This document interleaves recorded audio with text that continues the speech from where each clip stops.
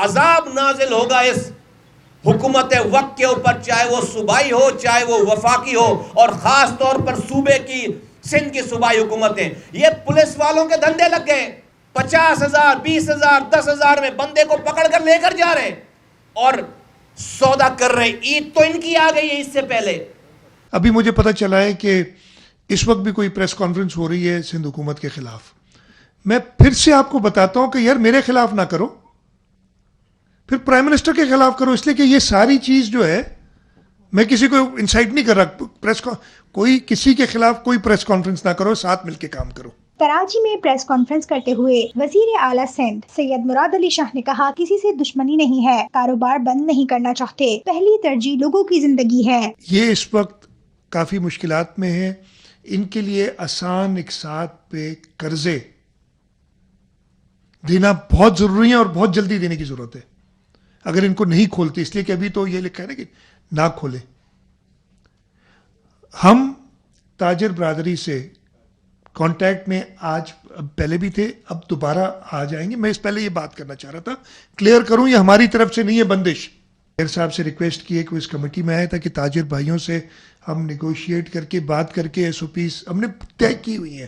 یہ کہنا کہ دوبارہ کچھ، یہ سارا کام ہوا ہے کر کے ان کی فیڈرل گورنمنٹ کا پوائنٹ آف ویو انہیں بتا کے اور ان کا پوائنٹ آف ویو لے کے کوشش کریں کہ ہم اس کو ریزالو جلد سے جلد کریں.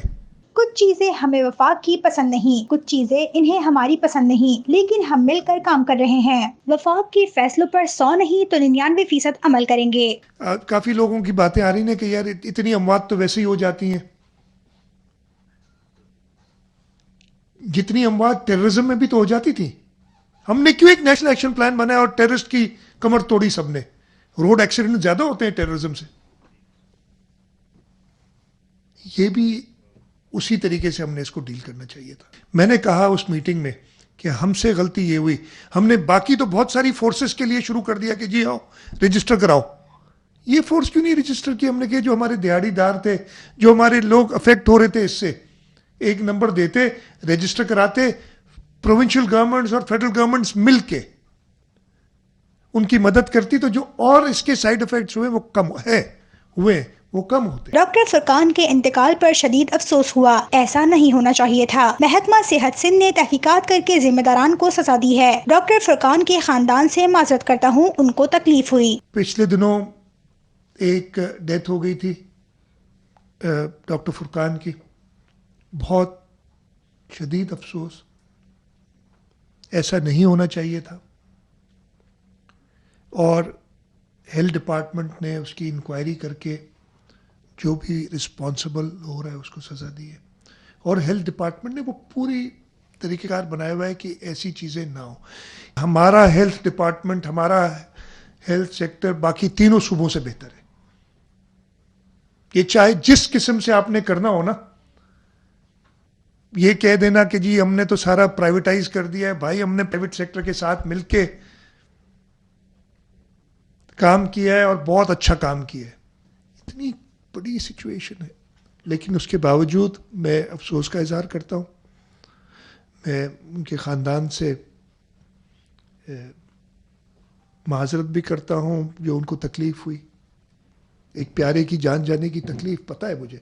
وفاق نے کہا کنسٹرکشن انڈسٹری کھولی جائے. ہم نے کہا ٹھیک ہے کھولیں گے. ٹرائل سسٹم کے تحت سلیکٹڈ او پی ڈیز ہم نے پہلے ہی کھول رکھی ہیں. ہم 667 انڈسٹریز کھول چکے ہیں ابھی تک صوبہ سندھ میں، جو 14 اپریل کو جو فیصلہ ہوا تھا اس کے تحت. سلیکٹو او پی ڈیز، ہیلتھ منسٹر صاحب ساتھ بیٹھ کے ہم او پی ڈیز پہلے ہی انڈر ٹرائل سسٹم ہم نے کھولی ہوئی ہیں، پہلے ہی کھولی ہوئی ہیں، اور اس پہ اور بہتری ہم لائیں گے.